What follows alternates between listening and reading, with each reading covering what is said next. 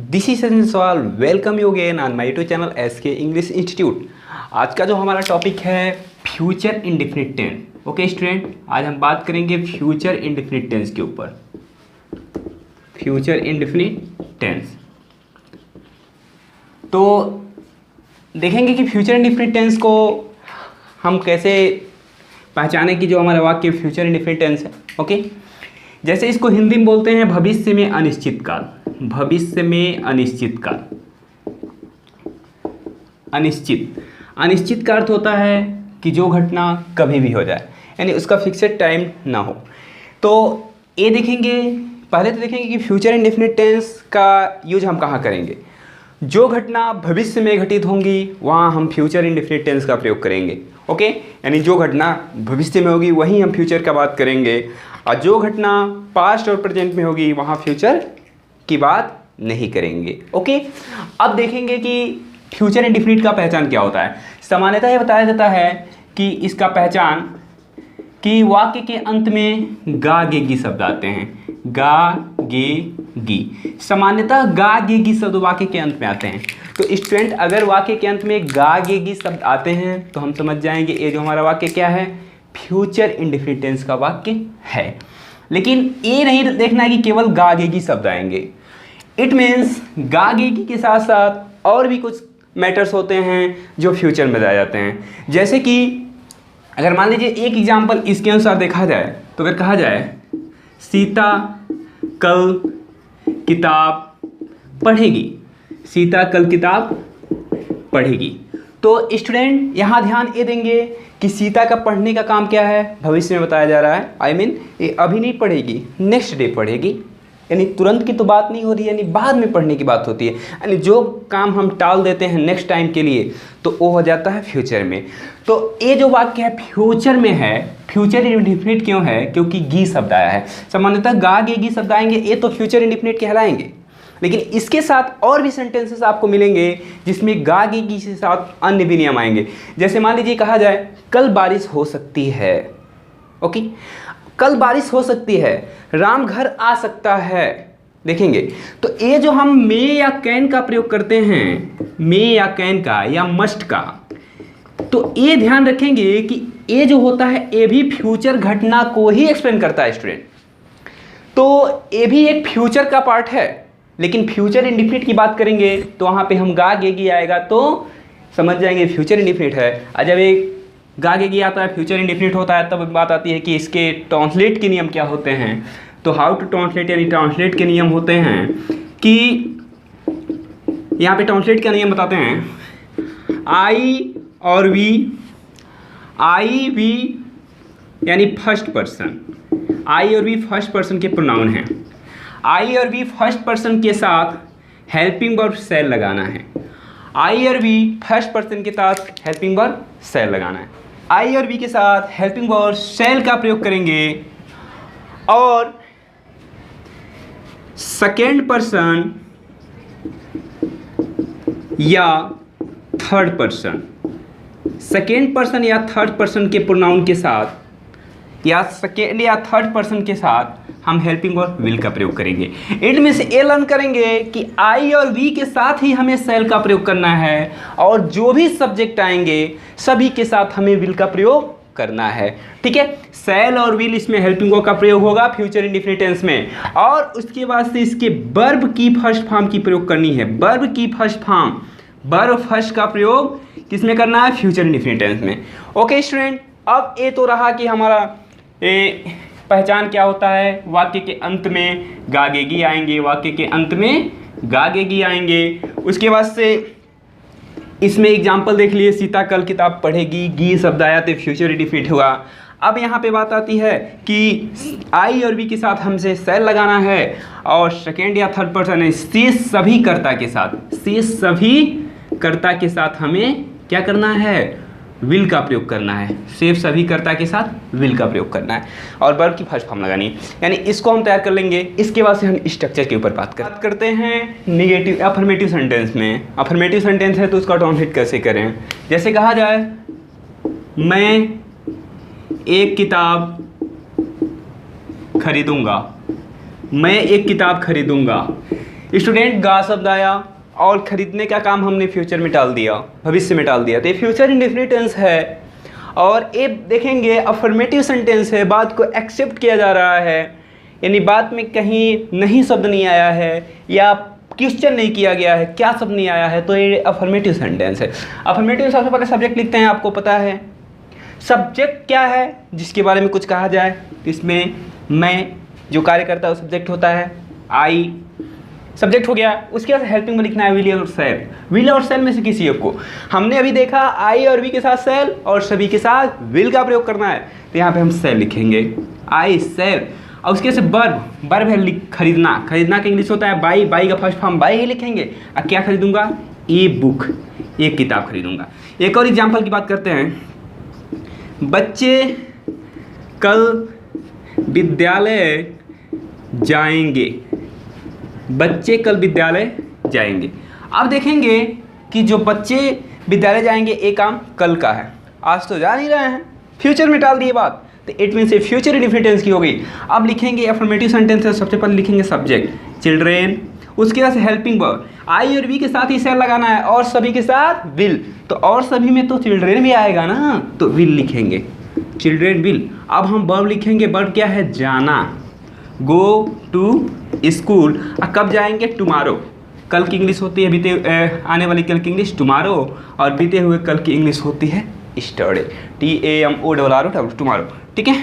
अब देखेंगे इसके बाद से ये तो था अफर्मेटिव सेंटेंसेस, लेकिन अफर्मेटिव सेंटेंसेस में कुछ आपको हम कंडीशनल सेंटेंस के बारे में बताते हैं, फ्यूचर में बात करेंगे कंडीशनल सेंटेंस के ऊपर।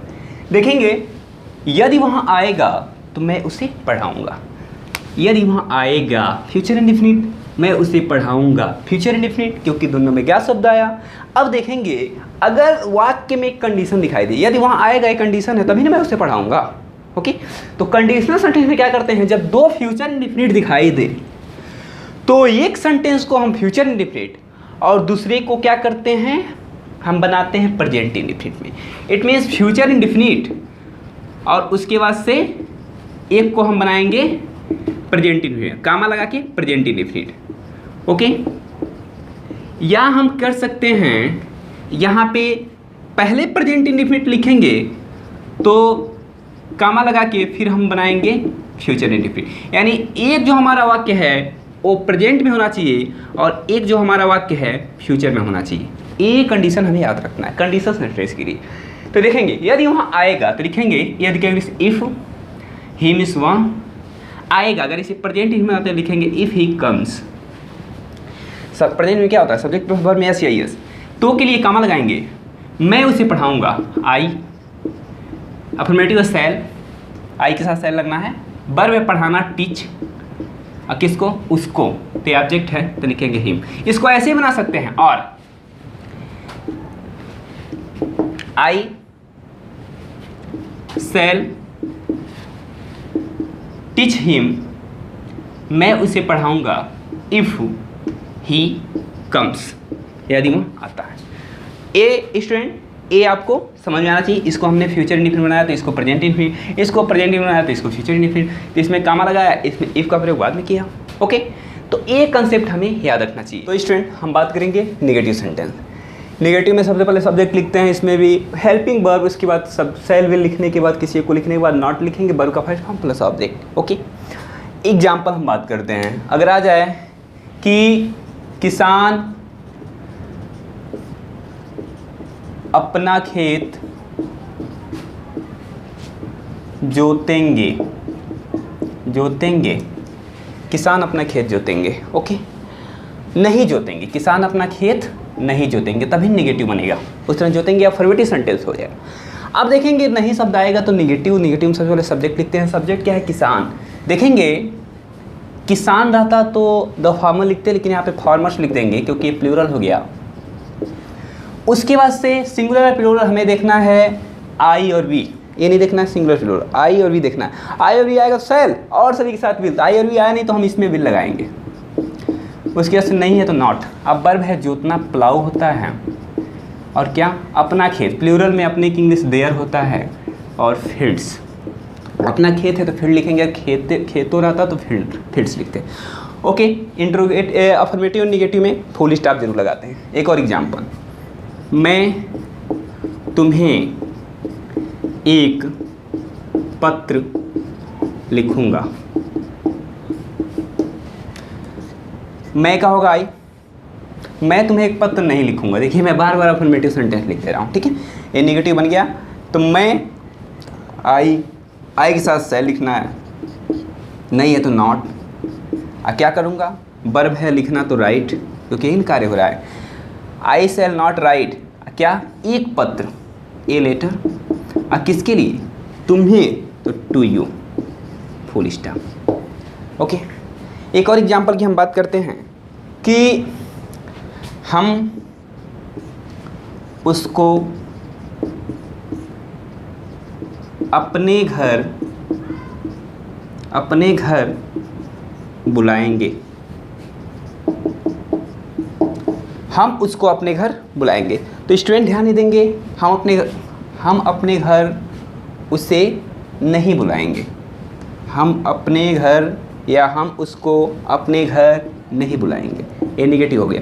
तो लिखेंगे वी सेल, नहीं है तो नॉट, वी के साथ सेल लगना है, वी सेल नॉट। अब वर्ब है बुलाना, कॉल, किसको, हिम मिस उसको, कहाँ, अपने घर, to my house.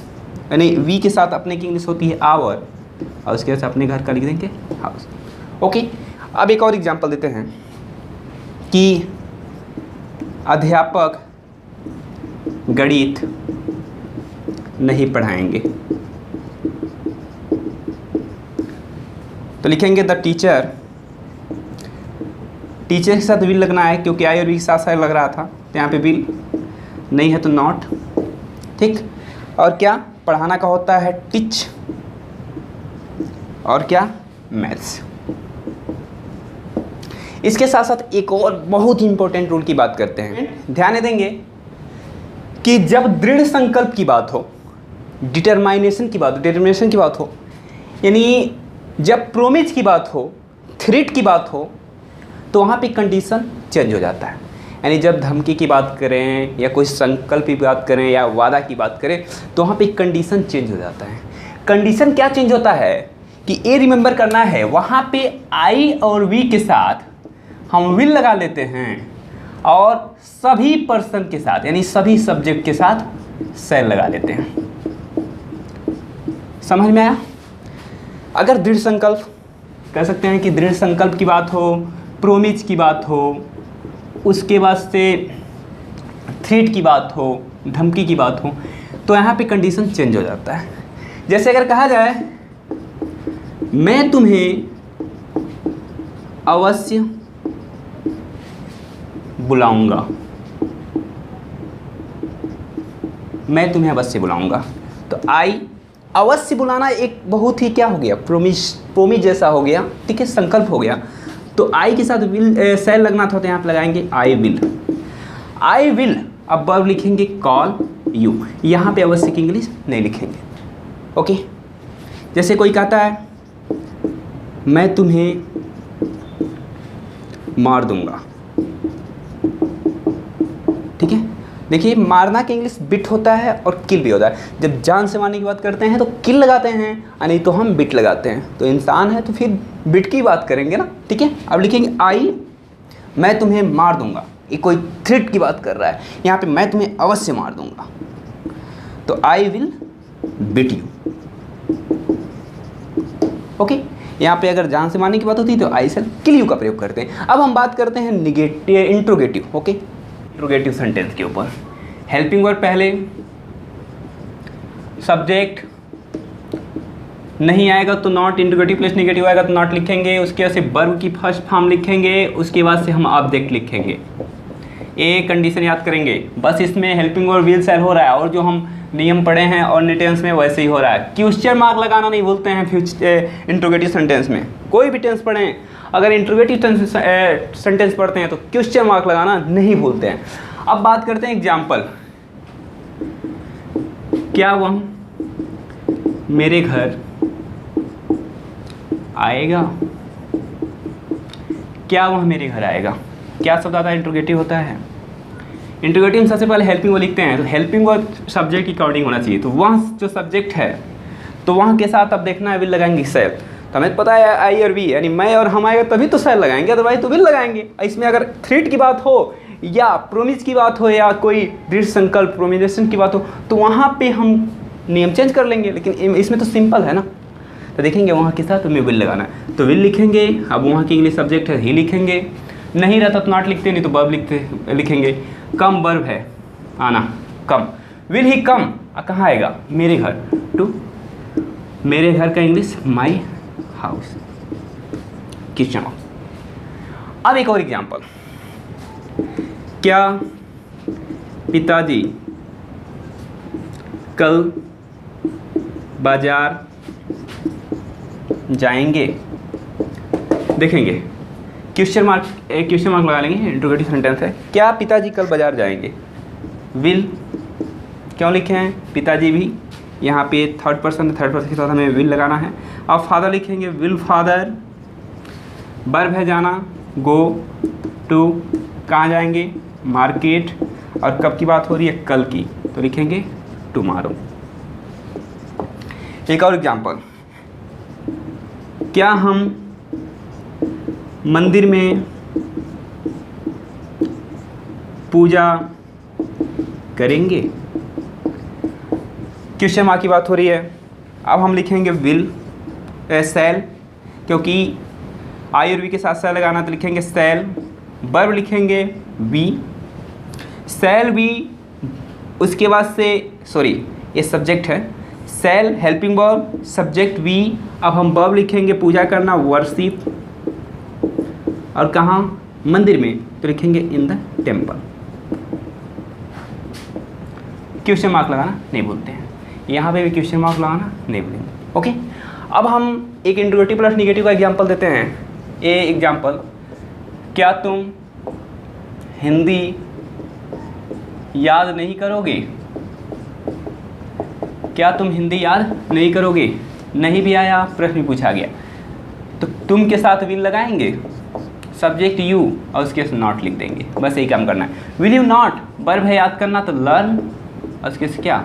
Hindi, question mark. बस यही है। अब हम WH टाइप वाले सेंटेंस की बात करते हैं, WH टाइप वाले सेंटेंस के ऊपर, क्योंकि इंट्रोगेटिव के 2 टाइप होते हैं, WH टाइप, यानी उसमें क्वेश्चन वर्ड सबसे पहले, उसके बाद से विल सेल, उसके बाद से हमें सब्जेक्ट लिखना होता है। सब्जेक्ट के बाद हम क्या करते हैं? नहीं आता है तो नॉट लिखते हैं। वर्ब की फर्स्ट फॉर्म लगानी है, उसके बाद ऑब्जेक्ट लिखनी है। ये पता है ना आपको कि सब्जेक्ट क्या होता है, ऑब्जेक्ट क्या होता है, वर्ब क्या होता है? बहुत पहले हमने एक्सप्लेन किया है।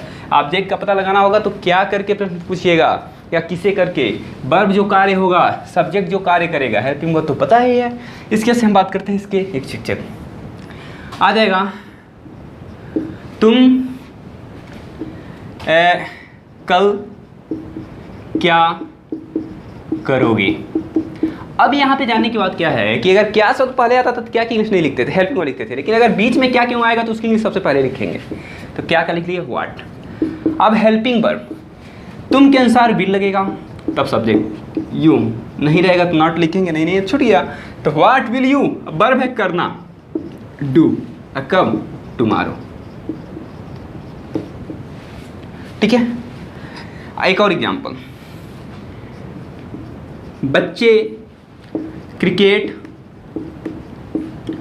कब खेलेंगे? कब का लिखेंगे ना, व्हेन। हेल्पिंग वर्ब बच्चे के अनुसार विल, बच्चे का लिखेंगे चिल्ड्रेन, वर्ब है खेलना प्ले, और क्या? Cricket, question mark. एक और एग्जाम्पल की बात करते हैं, क्या हम तुम्हारी सहायता नहीं करेंगे? ये तो हो जाएगा, क्या आएगा तो सिंपल हो जाएगा। हम यहाँ से ऐसे बनाते हैं कि हम तुम्हारी सहायता क्यों नहीं करेंगे, क्यों नहीं करेंगे, तभी ये WH टाइप का वाक्य होगा। आइए देखेंगे, इंट्रोगेटिव प्लस नेगेटिव है, पहले क्यों का लिखेंगे, वाई। अब हेल्पिंग वर्ब, तो देखेंगे हम सब्जेक्ट है तो हेल्पिंग वर्ब सेल लगाएंगे, वाई सेल, उसकी वजह से वी, नहीं है तो नॉट। स्ट्रक्चर के अनुसार चलना है, आप मैच कर सकते हैं। वर्ब है, वर्ब देखेंगे क्या है, सहायता करना, उसके बाद लिखेंगे हेल्प, किसकी, तुम्हारी, तो यहाँ पे लिख देंगे यू, क्वेश्चन मार्क। अगर कौन सा शब्द आए, कितना शब्द आए, किसका है, यानी विच, हाउ मेनी, हाउ मच या हुज, इन सब शब्द आए तो हम क्या करेंगे। ओके, लेट अस सी एग्जांपल। जैसे अगर आ जाए तुम कौन सा गीत गाओगे,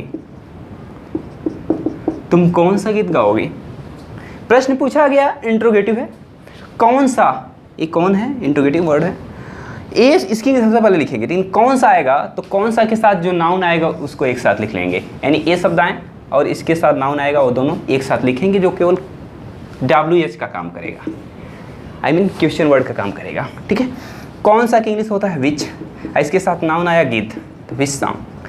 अब हेल्पिंग वर्ड इसके अनुसार लगेगा ना, ये तो क्वेश्चन वर्ड बना, तो हेल्पिंग वर्ड तुम के अनुसार विल, सब्जेक्ट है यू, वर्ब है सिंग, गाना, बच्चा कितना आम खाएगा। अब देखेंगे हाउ मच भी कितना होता है, हाउ मेनी कितना, जिसको हम काउंट कर सकते हैं हाउ मेनी लगाते हैं, जहाँ काउंट नहीं करते हैं अनकाउंटेबल रहता है वहाँ पे हाउ मच लगाते हैं। ओके, अब हम देखते हैं कि आम को तो काउंट कर सकते हैं ना, तो लिखेंगे हाउ मेनी, अब इसके साथ नाउन आया उसको लिख लिए मैंगो, क्योंकि सिंगुलर है। उसके बाद से हम देखेंगे स्टूडेंट, यहाँ पे हेल्पिंग वर्ड लगाना है, हेल्पिंग वर्ड देखेंगे, बच्चा के अनुसार विल लिखेंगे, और उसके बाद से सब्जेक्ट है बच्चा चाइल्ड, और उसके बाद से वर्ब है खाना, लिखेंगे ईट। अब एक और, हम किसका किताब पढ़ेंगे, देखेंगे स्टूडेंट, हम किसका किताब पढ़ेंगे, किसका किताब, तो लिखेंगे हुज बुक, किसका किताब हो गया। अब देखेंगे हेल्पिंग वर्ब, तो हम के अनुसार हेल्पिंग वर्ब सेल, उसके सब्जेक्ट वी, और उसके बाद से पढ़ना है वर्ब, तो लिखेंगे read, question word. Okay student, अब हम थोड़ा कुछ और नियम के बारे में बात कर लेते हैं, इसी के अनुसार फ्यूचर इंडेफिनिट पे डिपेंड हैं। जैसे केवल गागे की से ही फ्यूचर की बात नहीं होती है, जैसे अगर एक अबाउट टू का यूजेज आप पढ़ेंगे, अबाउट टू, ओके, जैसे मैं पत्र लिखने वाला हूँ, तो अबाउट टू का प्रयोग करते हैं, तो मैं पत्र लिखने वाला हूँ, ये भी तो हम फ्यूचर की बात करते हैं। मैं कल एक किताब खरीद रहा हूँ, रहा है, रही है, प्रेजेंट कंटिन्यूअस है, लेकिन उसमें भी हम फ्यूचर की बात कर रहे हैं। ठीक है, और भी हमें अपने से बड़ों की सेवा करना चाहिए, हम तो भी कर नहीं रहे हैं, लेकिन हम बात कर रहे हैं ना, एक अपना प्रोग्राम बना रहे हैं। ओके, तो ये दिमाग में रखें कि वो सभी घटना फ्यूचर इंडेफिनिट में आती है, और जो भी ये रूल्स हैं, अबाउट टू हो गया, मे माइट, जो भी, अब ये दिमाग रखेंगे कि जो विल सेल होता है, may might can could shall should. Okay, ये मॉडल एक जल्दी है, मॉडल एक एक्सप्लेन करेंगे तो वहाँ पे हम आपको अच्छे से एक्सप्लेन करेंगे। ओके स्टूडेंट, और अगर हमारी वीडियो आपको अच्छी लगी तो please share to the needy student, and also you should watch the video to know about the grammatical language. बस हम टेंस समाप्त करते ही हम न्यू टॉपिक से स्टार्ट करेंगे, voice, passive voice. Passive voice से पहले हम कोशिश करेंगे कि आपको हम प्रोनाउन के बारे में डिस्कस करें, क्योंकि प्रोनाउन जाने बिना हम पैसिव वॉइस या नरेशन कुछ नहीं कर सकते, प्रोनाउन वहाँ पे बहुत ही नीड है। और ये दिमाग में रखेंगे कि जो हमारे वर्ब होते हैं, verb is called backbone of English. Okay, without verb we can not say anything. जैसे अगर हम जहाँ भी मुड़ें, जिस स्टेप में मुड़ें, हमें वर्ब की आवश्यकता पड़ेगी। जैसे मुझे लिखना है तो लिखना भी तो वर्ब है, मुझे पढ़ना है, पढ़ना भी तो वर्ब है, मुझे सोना है, गाना है, मुझे चलना है। If you want to speak anything you will need verb. Okay, so all are you are advised to just remember and learn all the verb which are needed for you. Okay, thanks for watching my video.